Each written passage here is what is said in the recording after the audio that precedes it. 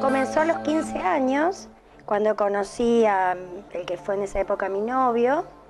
Yo realmente creo que tenía una adolescencia muy conflictiva y bueno, en él, que tenía 10 años más que yo, vi la imagen paterna, ¿no?, que yo no tenía, y como que me puse de novia, me prendí a él y lo idealicé.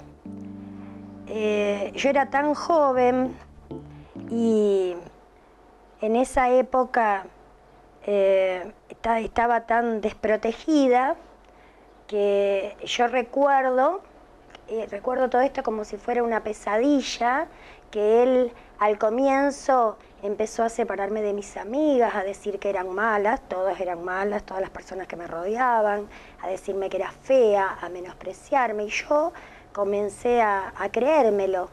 Yo pensé que me iba a casar con él, que iba a tener todo lo que ansiaba, ¿no? Tener una familia, tener hijos.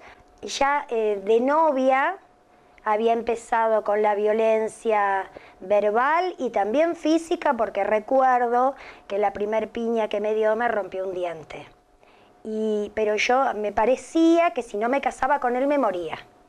Aunque mi familia no estaba de acuerdo, y yo quise hacerlo, y cuando quedé embarazada, bueno, qué inconsciente, que yo realmente cuando lo miraba quedaba embarazada. Y tuve tantos hijos, porque uno en ese momento no piensa el daño que uno le hace a los hijos, porque también con ellos fue violencia verbal y psicológica, y conmigo también física. Hacían como la vista gorda cuando sabían, y que dentro de su familia hay una profesional, y nadie nos podía ayudar porque es muy difícil. Bueno, había días que estaba muy bien, él era muy repetitivo, que nos sonreía, y por ahí, bueno, hablaba con sus hijos.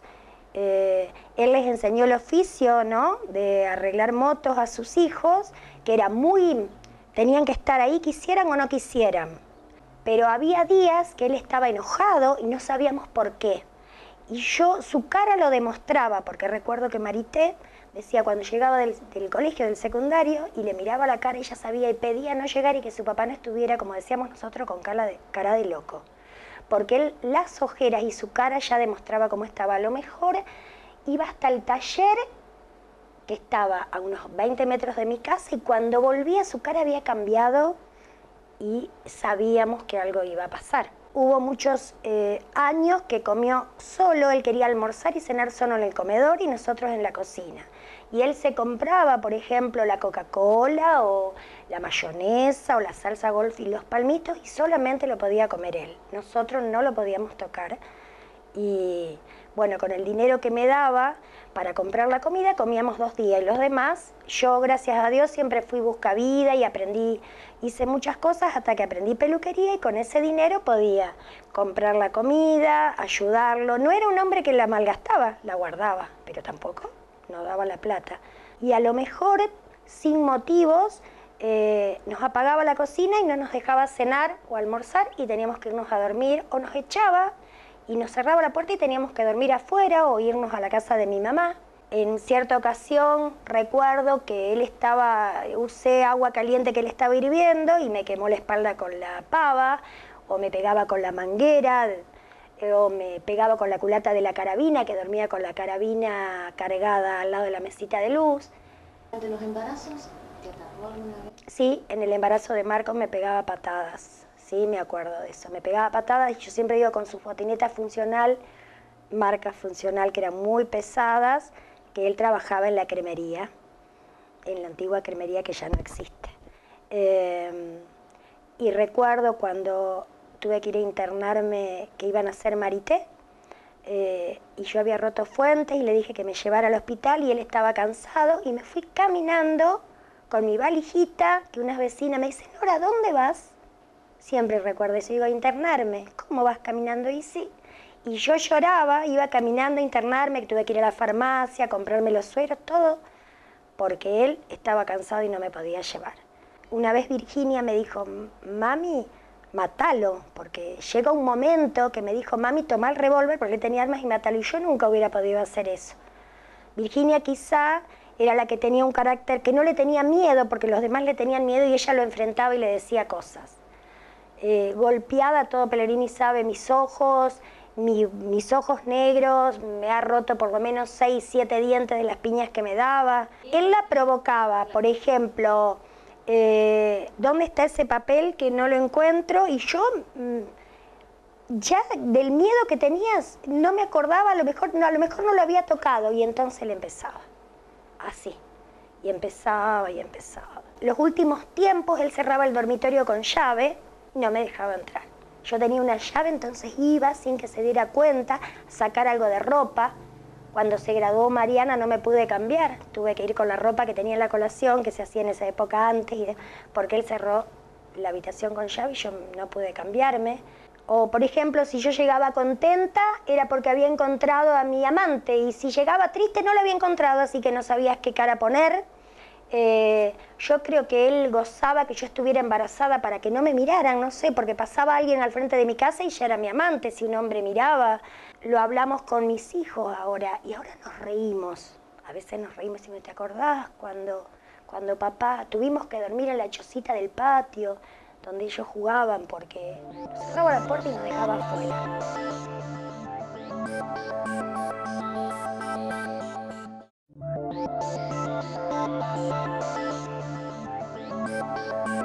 ¿Vos hacías denuncias? Sí, yo hacía denuncias porque uno está tan desesperado que no sabe a quién recurrir, porque los vecinos, muy difícil meterse en eso y prestar ayuda. Uno no sabe cómo va a reaccionar la otra persona. Entonces a veces la gente se mete adentro y escucha los gritos y las peleas de adentro. Entonces yo iba a la comisaría, he ido algunas veces. La última vez que fui, me acuerdo que el sumariante de ese momento, hace muchos años, 30 años más, me dijo, señora, usted lo que tiene que hacer es separarse, porque usted ya vino varias veces y solamente lo vamos a poder poner preso si la matan. Si no, no. Ahora las cosas cambiaron, ¿no? Tenemos más, porque en mi época no había a quién acudir. Y uno está tan, que no sé, que no sabía qué hacer, a quién pedir ayuda. Entonces uno recurría a la comisaría. Entonces esa vez me hizo pensar, ¿no?, que yo tenía que estar muerta para que lo pusieran preso. Así que no era el lugar donde yo tenía que recurrir en esa época.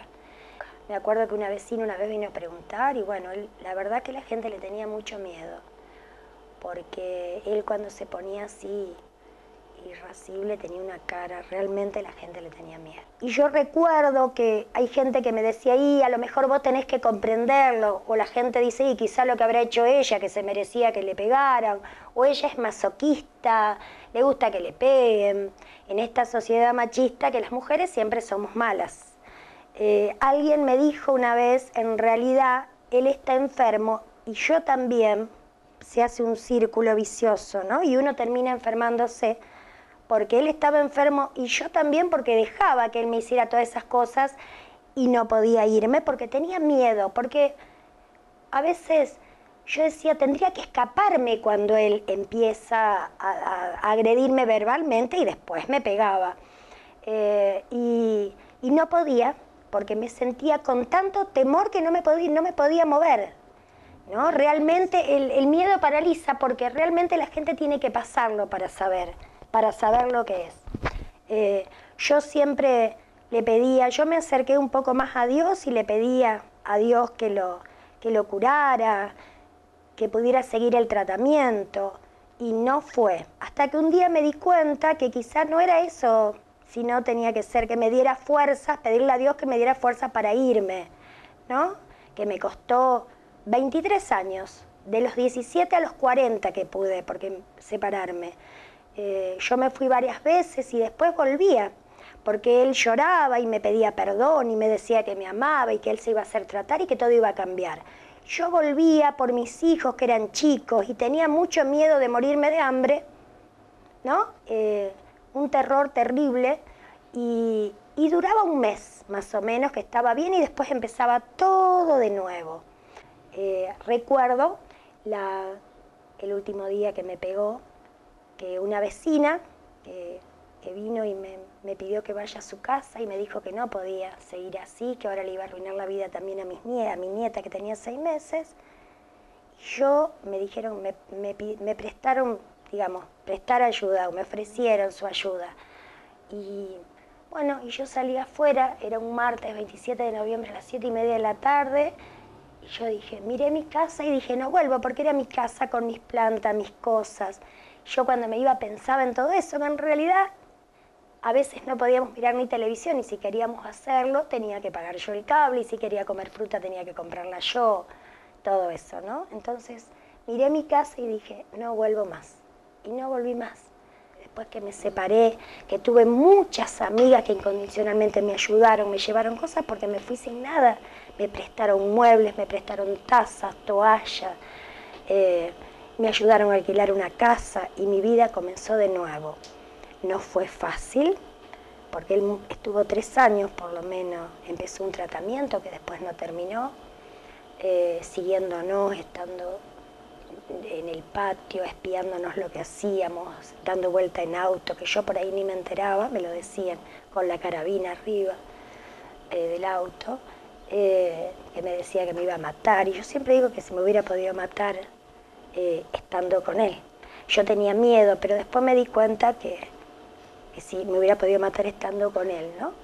Yo pienso y digo ahora en todas las mujeres que estarán pasando la misma situación que pasé yo y que por ahí no pueden salir, que es difícil salir y que uno tiene que pensar en uno, levantar un poco la autoestima, que nadie tiene que dejarse pegar y maltratar como me pasó a mí, y que si bien uno no puede retroceder y hacer un nuevo comienzo, puede comenzar ahora a cambiar, a hacer cosas diferentes para tener un nuevo final. Yo agradezco a Dios, que yo siempre digo, Dios, Jehová, Alá, como sea, el que está allá arriba, que le pedí tanto y me ayudó. Y que hoy pude comenzar hace 18 años una nueva vida.